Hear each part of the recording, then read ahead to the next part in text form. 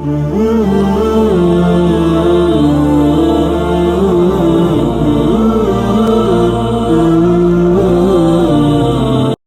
باللہ من الشیطان الرجیم بسم اللہ الرحمن الرحیم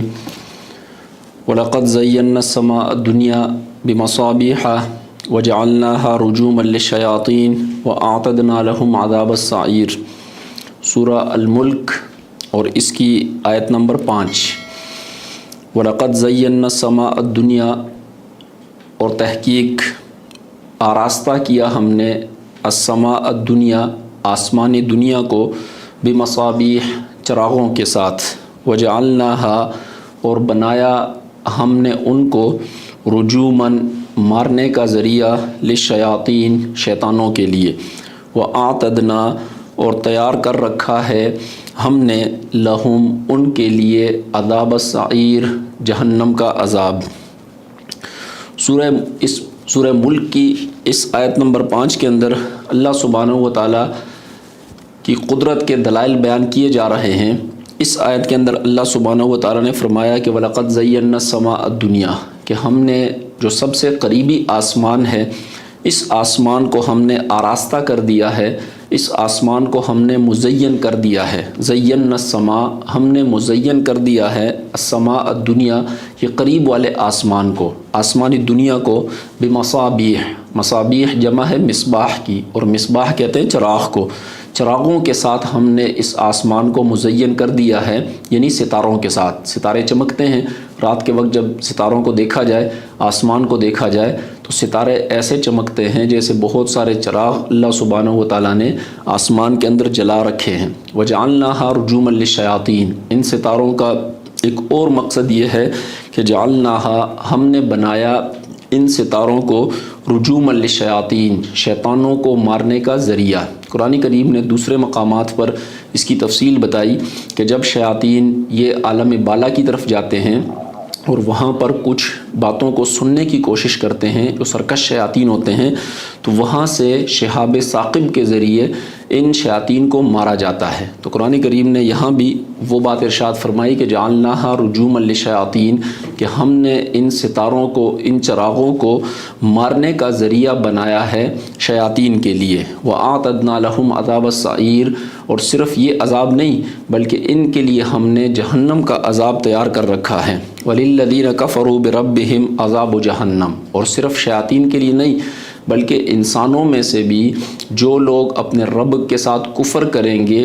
کافر بنیں گے، وَلِلَّذِينَ كَفَرُوا، اور ان لوگوں کے لیے، کفروا، جو کفر کریں گے، بِرَبِّهِمْ، اپنے رب کے ساتھ، عذاب جہنم، ان کے لیے جہنم کا عذاب ہے، وَبِئْسَ الْمَصِيرُ، اور وہ بہت بری جگہ ہے لوٹنے کی۔ اذا القوا فیہا سمعوا لہا شہیقا وہی تفور، آگے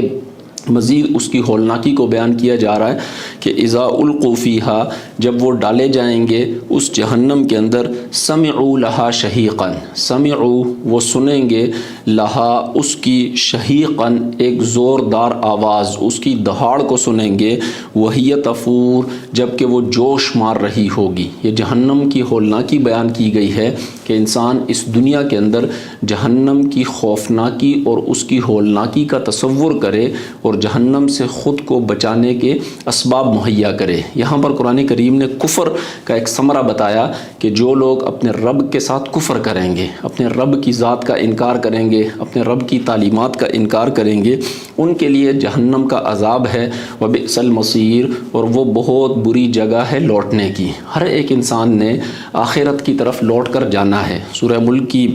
ابتدائی آیات کے اندر اللہ سبحانہ و تعالیٰ نے ارشاد فرمایا تھا کہ الذی خلق الموت والحیات، کہ اللہ سبحانہ و تعالیٰ نے موت و حیات کا یہ نظام اس لیے بنایا، لیبلوکم ایکم احسن عملا، کہ وہ تمہارا امتحان لے، وہ جانچے کہ تم میں سے کس کا عمل ٹھیک ہے، کس کا عمل خوبصورت ہے۔ تو یہاں پر پھر آگے اس کی تفصیل بتائی گئی کہ جن لوگوں کا عمل بدصورت ہوگا، جو لوگ برے عمل کرنے والے ہوں گے، جن کو کافر کہا جاتا ہے یا جن کو نافرمان کہا جاتا ہے، ان کا انجام بتلایا گیا ہے کہ جب وہ لوٹ کر جائیں گے اپنے رب کی طرف تو اس وقت ان کا انجام کیا ہوگا۔ تو قرآن کریم نے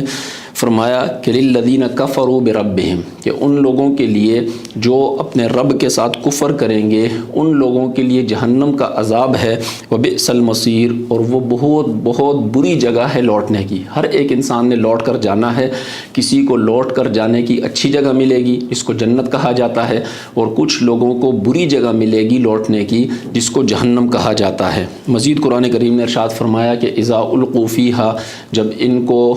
ایسے لوگوں کو اس جہنم کے اندر ڈالا جائے گا، سمعوا لہا شہیقا، اس جہنم کی دہاڑ ہوگی، اس کی بڑی خوفناک آواز ہوگی، وہی تفور، اور وہ جوش مار رہی ہوگی، اور اس قدر وہ جوش مارے گی کہ تکاد تمیز من الغیظ، کہ تکاد قریب ہے، تمیز کہ وہ پھٹ جائے، من الغیظ غصے کی وجہ سے۔ اتنے شدید اس کو غصہ ہوگا ان لوگوں پر جو اپنے رب کے نافرمان ہوں گے، جو جہنم میں داخلے کے مستحق ہوں گے، وہ جہنم جوش مار رہی ہوگی، اور اس کو اتنا غصہ ہوگا کہ وہ، قرآن کریم نے کہا تکاد تمیز، کہ قریب ہے کہ وہ پھٹ جائے، من الغیظ غصے کی وجہ سے۔ کلما القی فیہا فوج، جب کبھی ڈالا جائے گا فیہا اس جہنم کے اندر، فوج ایک گروہ، جب انسانوں کا ایک گروہ اس جہنم کے اندر ڈالا جائے گا، سألہم ان سے پوچھیں گے، خزنتہا اس جہنم کے نگران، اللہ سبحانہ و تعالیٰ نے جہنم کے نگران فرشتوں کو مقرر کیا ہے جن کا کام جہنم میں جانے والوں کو سزا دینا ہے، تو وہ پوچھیں گے، سألہم خزنتہا ان سے پوچھیں گے اس جہنم کے نگران اور جہنم کے داروغے، الم یاتکم نذیر، کیا نہیں آیا تھا تمہارے پاس کوئی ڈرانے والا؟ اس وقت جب یہ فریاد کریں گے، یہ رونا پیٹنا کریں گے اور یہ خود پر لعنت اور ملامت کریں گے، تو جہنم کے جو داروغہ فرشتے ہیں، نگران فرشتے ہیں، وہ ان سے پوچھیں گے، الم یاتکم نذیر، کہ کیا نہیں آیا تھا تمہارے پاس کوئی ڈرانے والا؟ کسی نے تمہیں نہیں بتایا تھا کہ یہ جنت بھی موجود ہے، جہنم بھی موجود ہے، جنت کے اندر نعمتیں موجود ہیں، جہنم کے اندر مختلف قسم کی سزائیں موجود ہیں، کیا تمہیں کسی نے نہیں بتایا تھا؟ حالانکہ یہ سب کچھ بتایا جا چکا ہے، آسمان سے کتابیں اتاری جا چکی تھی، اور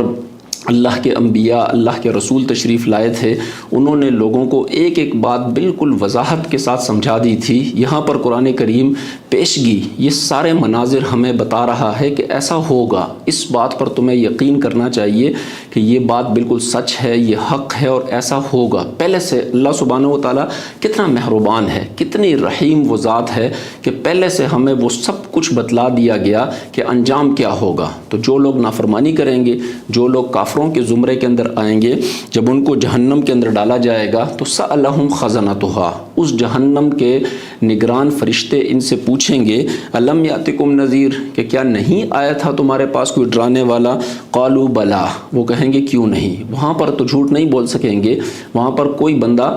جھوٹ نہیں بول سکے گا، جو بات دل کے اندر ہوگی وہی بات زبان کے اندر ہوگی، زبان پر ہوگی۔ دنیا میں تو ایسا ہوتا ہے کہ انسان کو یہ اختیار حاصل ہوتا ہے کہ دل میں کوئی اور بات ہوتی ہے، زبان پر انسان کوئی اور بات لاتا ہے، دل کی بات کو انسان چھپا لیتا ہے، لیکن وہاں پر ایسا ممکن نہیں ہوگا۔ قالو، یہ کہیں گے بلا کیوں نہیں، قد جاءنا نذیر، یقیناً ضرور ہمارے پاس آئے تھے ڈرانے والے، ہمیں بتانے والوں نے بتایا تھا، ہوشیار کرنے والوں نے ہمیں ہوشیار کیا تھا، تنبیہ کرنے والوں نے ہمیں تنبیہ کی تھی۔ قد جاءنا نذیر، یقیناً آئے تھے ہمارے پاس ڈرانے والے، فکذبنا، لیکن ہم نے کیا کیا؟ ہماری بدبختی یہ تھی، فکذبنا، کہ ہم نے ان کو جھٹلا دیا، ہم نے ان کی بات کو نہیں مانا، وقلنا، اور ہم نے کہا تھا، ما نزل اللہ من شیء، کہ نہیں نازل کی اللہ سبحانہ و تعالیٰ نے کوئی چیز، کہ کوئی بات اللہ نے نہیں اتاری، تم جو بات کر رہے ہو اپنی طرف سے بنا کے کر رہے ہو، ایسی کوئی بات نہیں۔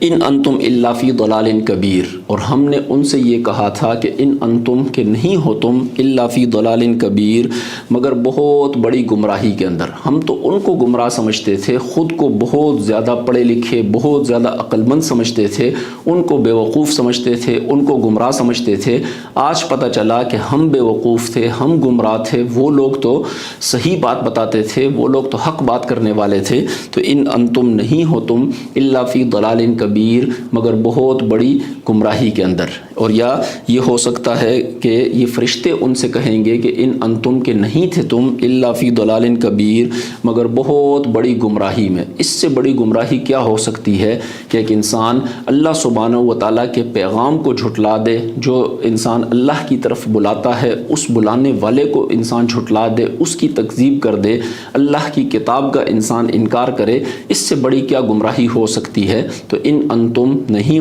تھے تم الا فی ضلال کبیر، مگر بہت بڑی گمراہی کے اندر۔ اللہ سبحانہ و تعالیٰ قرآن کریم کو سمجھنے اور اس پر عمل کرنے کی توفیق عطا فرمائے۔